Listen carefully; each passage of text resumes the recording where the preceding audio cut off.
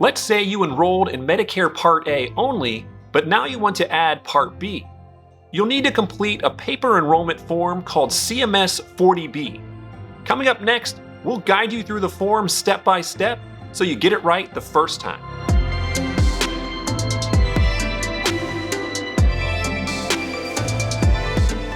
Form CMS-40B is the application for enrollment in Medicare Part B medical insurance, or 40B for short. As of early 2024, the form is quite different than previous versions, so please follow along. You can download the form at ssa.gov/forms. Let's take a look at how to complete the form during 3 different enrollment periods: the initial enrollment period, special enrollment period, and general enrollment period. First up is the initial enrollment period. This is 3 months before your birthday month, and 3 months after your birthday month. You do not need Form 40B if you enrolled in both Parts A and B during your online application for Medicare. You would only use Form 40B if you enrolled online for Part A only, but then decided later to add Part B, still within your 7-month time frame. Turn the form in to your local Social Security office. An appointment is not needed, just be a walk-in. Let's review each required field. Number 1 is your Medicare number. If you already know your Medicare number because you received your red, white, and blue Medicare card showing Part A only, enter it here. If you don't have your Medicare number, but you know you enrolled in Part A in the past, or you're receiving Social Security benefits, which gives you Part A, you can enter your Social Security number instead. But you can get your Medicare number in your ssa.gov online account. See instructions on how to do this at medicaremindset.com/proof. Number 2 is your full legal name, last, first, and middle name. Numbers 3 and 4 are your address. Number 5 is your phone number in case they need to contact you about your enrollment application.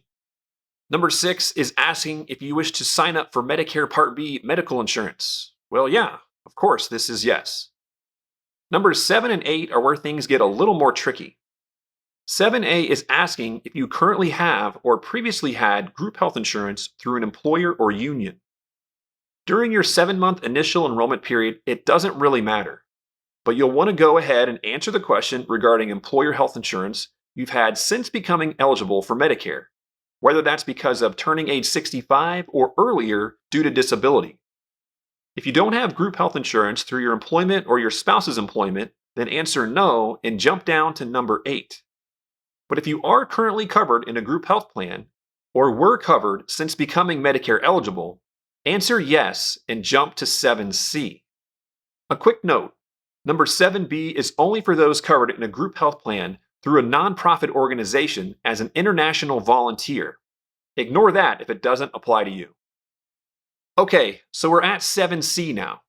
You need to complete 2 parts: the date range you or your spouse worked at the employer who provided the health insurance, and the date range you, the person applying for Medicare Part B, were covered on that employer health plan.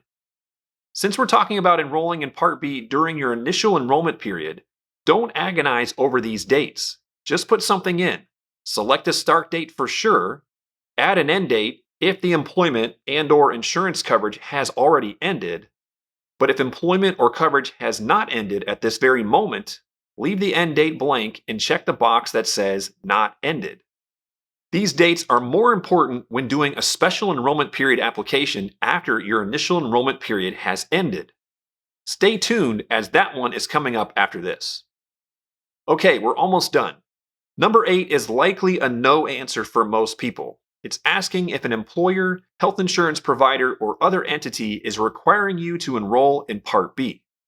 An example of this would be if you work for a small employer with under 20 employees.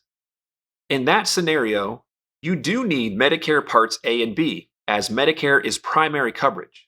The employer health plan would be secondary if you stay on the employer plan. Number 9 is a remarks section where you can add a note if necessary.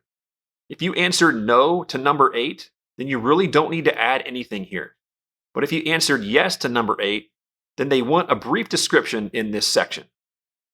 And lastly, numbers 10 and 11 are for your signature and date. Note, you do not need a witness signature for any of the situations we talk about in this video. Now that the form is ready, when will Part B start? Here's how it works during your initial enrollment period. If you submit Form 40B in months 1, 2, or 3, Part B will start the first of month 4, which is the first of your birthday month. But if you submit in months 4, 5, 6, or 7, Part B will start the first of the month immediately following that submission. This is the new process starting with folks who have a Medicare eligibility date of January 2023 and after. And one important note, if your birthday is the first of the month, your eligibility date is 1 month before your birthday month. All right, now the form is complete and can be submitted to Social Security during your initial enrollment period. Next up is the special enrollment period. This would only be for when you're enrolling in Part B after your initial enrollment period has ended and you're coming off a group health plan through your employer.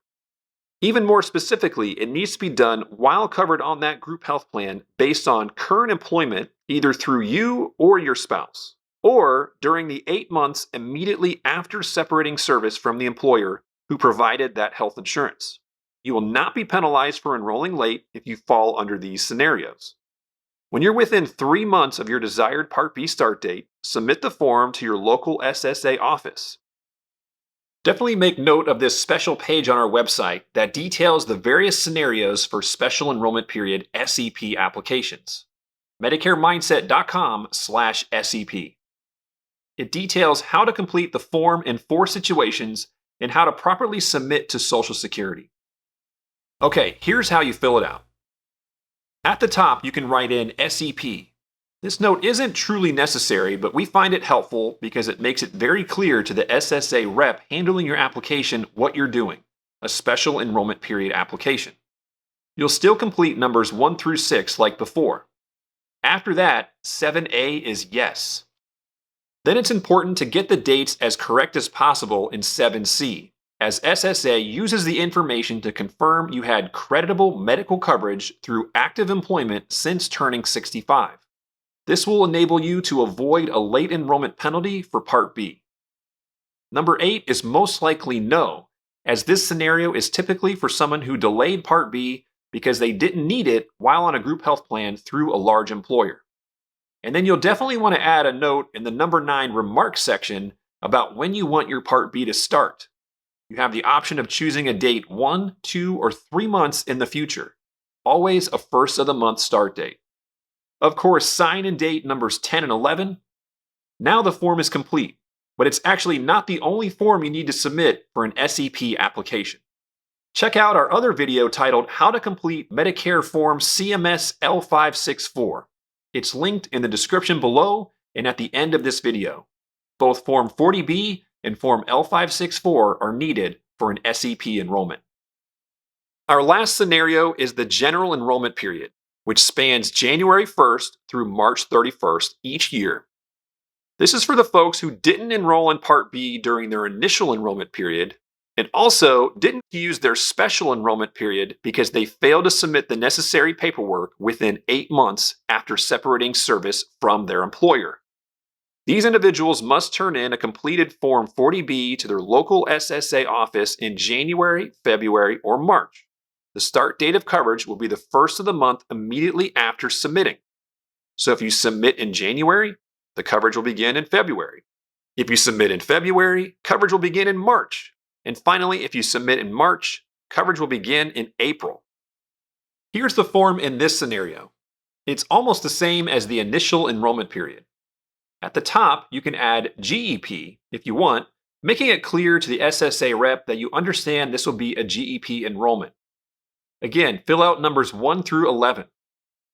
Because this is a GEP enrollment, number 7A is likely no, but if you did have employer group health coverage for at least a period of time after turning 65, you want to answer yes and enter those dates in number 7C, and probably add a note in the remarks section to explain.